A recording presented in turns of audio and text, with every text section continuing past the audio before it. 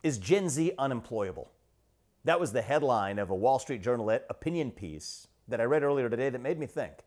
It was an NYU professor who did a study who found that the values that Gen Z as employees tends to value, individual liberty, self-care, etc., did not align with the top values that employers were looking for: hard work, orientation towards success, and so on. And so she worried that we have an entire generation that may be unemployable in the current workforce. She said many of those Gen Z employees, when surveyed, said the companies need to change. And her argument, Susie Welch's argument, was that maybe those companies will change in the future, but right now those companies are what they are, and that creates a mismatch. And that made me think.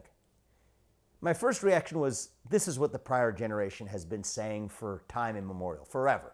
In fact, I look back at an article, a different article, you can see it here, in 2013, that said the same thing about millennials, my generation, that millennials will never be useful parts of the workforce. So in a certain sense, this is an ancient old argument that every generation goes through. But there's one reason to believe that this time could be different.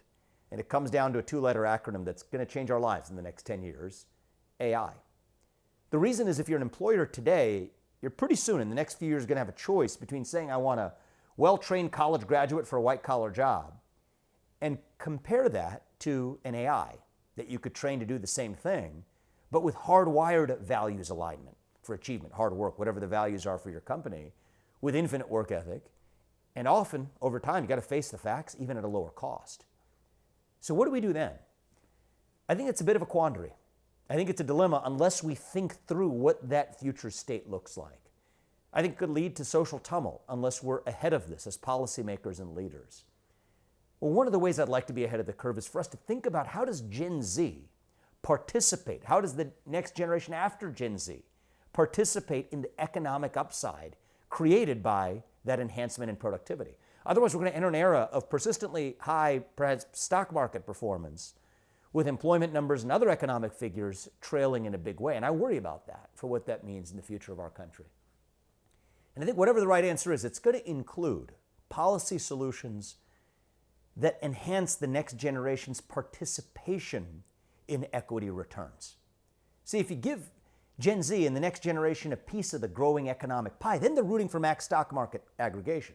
And even if, say, AI is displacing jobs that were historically taken in white-collar professions by young people graduating from college, they don't have to be upset about it if they actually have upside in those same companies whose market caps, from OpenAI to NVIDIA to it doesn't matter, whoever it is in the future, are going up.